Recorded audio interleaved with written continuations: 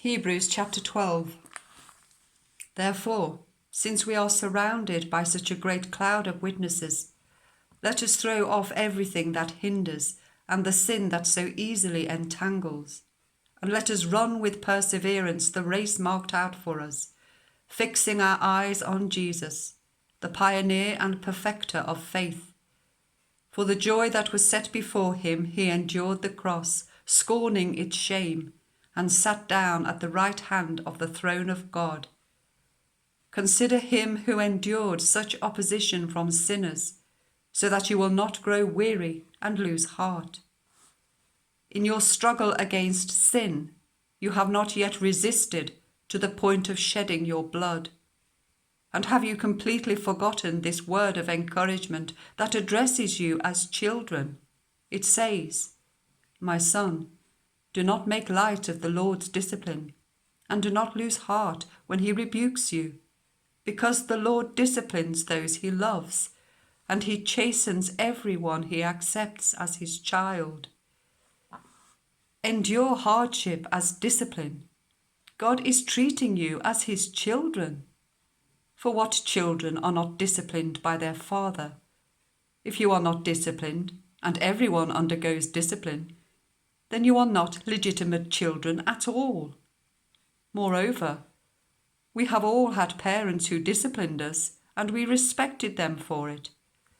How much more should we submit to the Father of spirits and live? Our parents disciplined us for a little while, as they thought best, but God disciplines us for our good, that we may share in his holiness. No discipline seems pleasant at the time, but painful. Later on, however, it produces a harvest of righteousness and peace for those who have been trained by it. Therefore, strengthen your feeble arms and weak knees. Make level paths for your feet, so that the lame may not be disabled, but rather healed.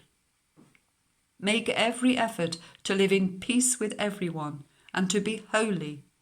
Without holiness, no one will see the Lord.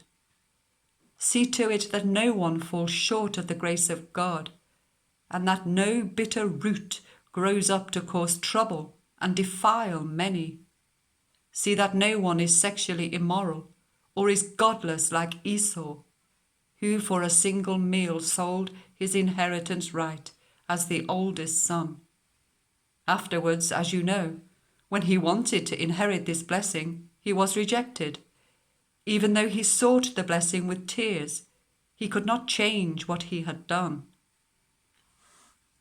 You have not come to a mountain that can be touched and that is burning with fire, to darkness, gloom, and storm, to a trumpet blast, or to such a voice speaking words that those who heard it begged that no further word be spoken to them, because they could not bear what was commanded.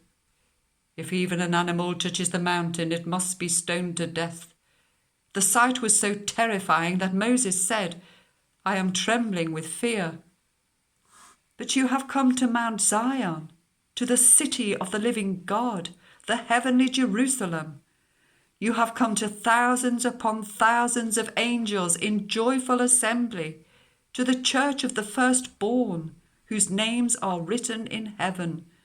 You have come to God, the judge of all, to the spirits of the righteous made perfect, to Jesus, the mediator of a new covenant, and to the sprinkled blood that speaks a better word than the blood of Abel. See to it that you do not refuse him who speaks. If they did not escape when they refused him who warned them on earth, how much less will we, if we turn away from him who warns us from heaven? At that time his voice shook the earth, but now he has promised, "Once more I will shake not only the earth, but also the heavens." The words "once more" indicate the removing of what can be shaken, that is, created things, so that what cannot be shaken may remain. Therefore, since we are receiving a kingdom that cannot be shaken, let us be thankful and so worship God acceptably with reverence and awe, for our God is a consuming fire.